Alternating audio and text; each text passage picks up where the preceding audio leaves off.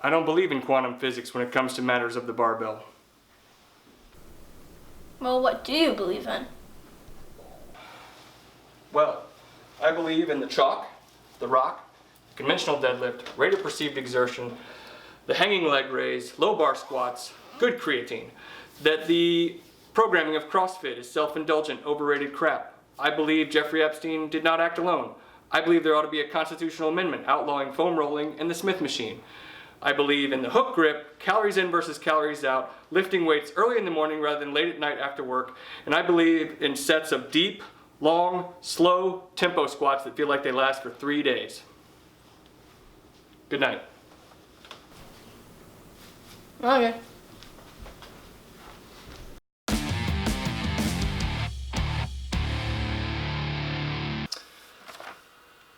Hey YouTube, welcome back to DadLifting, where you get fitness and family information from a guy with 3 kids, a lovely wife, and a gym in his garage. So in today's episode, episode 2, I'm going to talk about where I'm at in my fitness evolution, where what my beliefs are, my core beliefs today, and how I operate. So it sort of stems from the basic question, what do you do to stay fit? And the short answer is I do quite a bit. And I do so much, in fact, that I probably should look a little bit better than I do, but is what it is. So first of all, with nutrition, I'm not blessed with a super fast metabolism, so I really do have to work at it.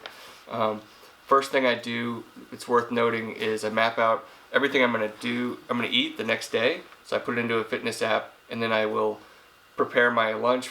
Basically, that includes all the food I'm going to eat for the whole day, pack it up, put it in the fridge, and then the next morning I grab it as I go. If I'm traveling for work, it's a little bit more complicated. Maybe I'll put in a couple of items that I know I'll be able to eat over the next day. Whether it's going to a specific store and getting a specific protein bar, log that, and then I'll make sure I get that, and I'll play the rest of the day by ear.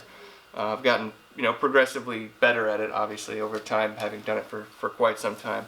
As far as calorie breakdown, it's pretty easy. I'm eating 2,000 calories a day right now, which I figured out is my maintenance. The way you figure out your maintenance is you track your weight every day and your calories every day, and if you keep your calories constant and the weight doesn't move, then that's your maintenance level. Pretty simple. Not the day-to-day fluctuations, but your sort of average weight over the course of a week or two. So my maintenance level is about 2,000 calories. I currently weigh 174 pounds, so not a huge amount of calories. I'd like it to be more, and I'm going to try to work on getting it up, and I think you can do that by sort of slowly building up your calories over time. I'm going to try to do that as I go. Obviously it can get much more nuanced than that, but we'll start there. And basically, in terms of what the breakdown is of the calories, I try to eat 1 gram of protein per pound of body weight, which is a pretty standard thing in the fitness community. It's also very easy to remember. So I'm eating at least 175 grams of protein every day, and then the rest of the calories are broken down. It sort of doesn't matter. It's a zero-sum game when it comes to calories. So they either come from fat, protein, or carbs. And all I care about is hitting the calorie goal and hitting the protein goal, and the rest just sort of is what it is. Whatever ends up happening. If I eat more fat one day, if I eat more carbs, it doesn't really matter. So that's what I do in terms of that. It should go without saying that I believe in calories in versus calories out as just a general rule, and that's how the body works. If you have questions about that, there's plenty of people on the internet that will argue about it. There's Lane Norton you could look up. There's Jordan Syed. There's Dr. Nadolsky on Instagram. I mean, these guys that's all they do every day is put out memes sort of combating anything else besides calories in versus calories out. So the way you lose weight is you go into a calorie deficit. The way you gain weight is you're in a calorie surplus. And any diet fad that you go through is just a way to sort of force you to have a calorie deficit. So intermittent fasting shortens the amount of time you eat, so that creates a calorie deficit. Eating only fats limits the amount of other stuff you eat, so it creates a calorie deficit. So any of these things are just a method to trick yourself into eating fewer calories. So there's no magical foods, no magical ratio of foods, as far as I know. But maybe there is, and maybe we'll find it someday, and things will be better.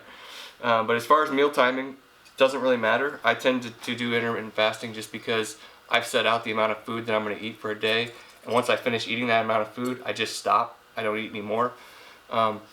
And the way that I'm able to do that psychologically is I did pretty intense intermittent fasting for a few years, including a lot of daily fasts, like a whole 24-hour fast.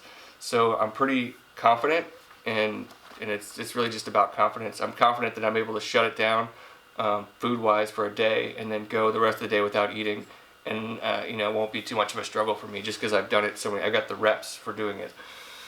So I usually end up eating around starting around 7 a.m. right after I work out, and then finishing my food around 1 p.m. and that's kind of it on a normal day.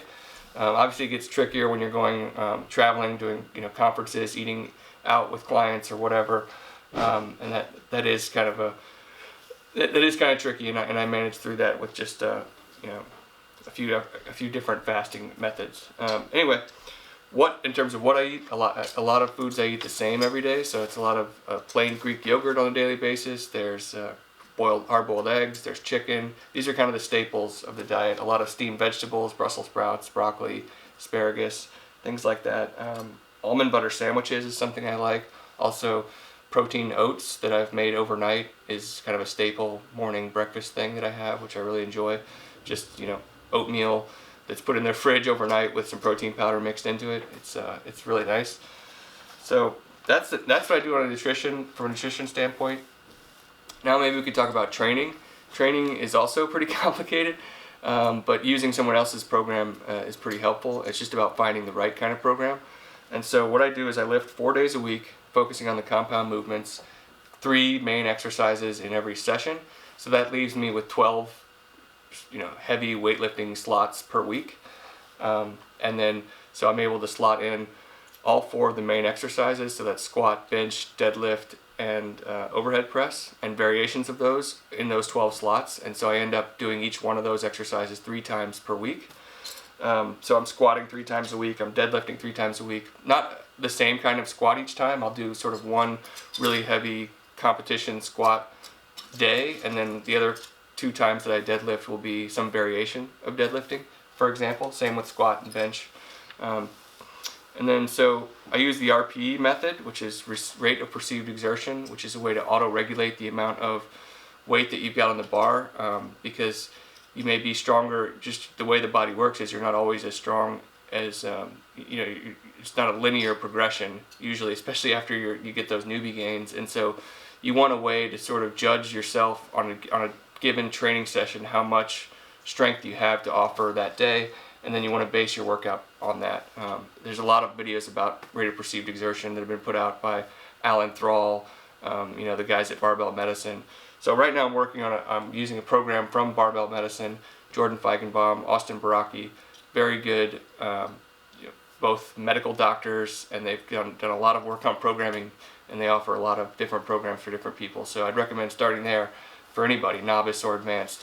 When I'm not doing heavy lifting weights on those 4 days, there's 2 other days that I do targeted exercise, and those are called GPP days.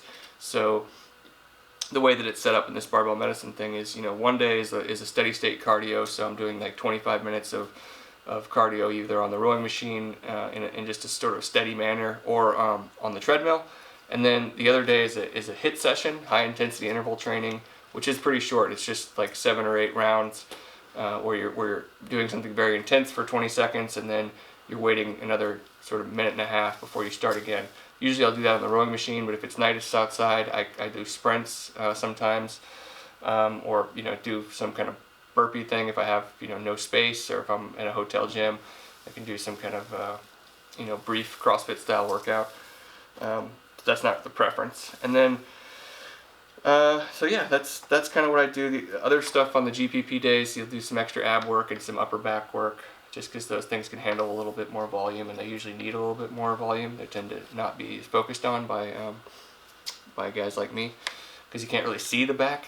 Anyway, so that's what I do. Current all-time personal records for lifts are 170 pounds on the overhead press, 415 pounds on the deadlift, 315 pounds on the squat, and 260 pounds on the bench, all at around 175 pounds of body weight. The overhead press is something I've really been working on over the last few months. I plan to test it in a couple of weeks, so hopefully I'll hit 175, which is a body weight press, which I think would be pretty cool. And then I'll focus on the squat, which is kind of the lagging movement of those 4. The final thing I focus on is getting 11,000 steps a day. So we talked about nutrition, we talked about training, and then there's a whole bunch of hours in the day and of the week where you're not training, and it's important to stay active. So non-exercise activity thermogenesis, or NEAT, is something that I try to make sure is at least at a baseline level every day. And the way I do that, I use steps basically as a proxy for that. So I'm using a Fitbit, and I'm walking at least 11,000 steps every day. So if I keep that part of my life, constant, and I keep the calories constant, then I can sort of limit the amount of things, the variables that are out there that can trip up my training or my nutrition plan. So I'm pretty anal about all this stuff, but that's sort of what it takes and what I'm interested in at this point. So NEAT has a huge impact on calories burned, outside of your much more impact than a training session does. So I get that extra NEAT stuff by walking with my wife, taking hikes, going for a catch with my son, playing sports like basketball every now and then, or shooting around, just anything to stay active. Sometimes I'll take the stairs at work, stuff like that, whatever I can do. And it's sometimes a struggle, especially in the winter time. So one last thing, when do I train? Wake up around 5:20 each morning. Today's a Saturday, so right now it's 7:30 or 8 in the morning, but usually I'm up at 5:20, stumble downstairs, have some water, get out to the gym and start warming up. I don't stretch before I work out. I lift weights. I don't do any foam rolling or mobility work. I basically have bought into the idea promoted by barbell medicine that you don't really need to do stretching if you're weight training. Stretching is sort of specific to stretching, and if you want to stretch, you'll get good at stretching. So basically, I'm happy that I found that information. It's just given me permission to not stretch, and hasn't impacted me, I don't think, in a negative way. So pretty happy about that. But anyway, I train, do some warm-up sets, extra ones if it's cold, and then I'm done by 7:05, 7:10, so I can get back inside and help out around the house, make the coffee, make the breakfast for the kids, and do all my dad stuff. I prefer to train in the morning. Just there's no good way to get it in the afternoon or at night. As a busy professional and as someone who has the family, fitting in training any time outside of the time that everyone is already sleeping is near impossible. So that's it. That's the nutrition, the training philosophy, where I'm at today. And then I've hopefully have added this commentary while there's been some background videos running of me lifting. Hopefully I figured out how to do that from an editing perspective, and that it wasn't too boring and you didn't have to just sit here and watch me talk. But future videos upcoming, plan to do some work on bulking and try to track that just to get reps. I know you guys don't really care about bulking or my personal bulking journey, but it's good to get on a routine of putting out videos and getting better at editing them, and just getting that baseline of knowledge and ability down, so that then I can start to really be more creative and come up with some good videos. So appreciate you coming along, appreciate your patience. Subscribe, share, whatever, or wait till it gets a little bit better before you do that. But either way, so that's the video. Appreciate you coming along, and as always, keep it on the DL. All right, here I am. Saturday morning. Yard could use some work, but whatever. Got to train first, so here I go into the garage gym. Get some.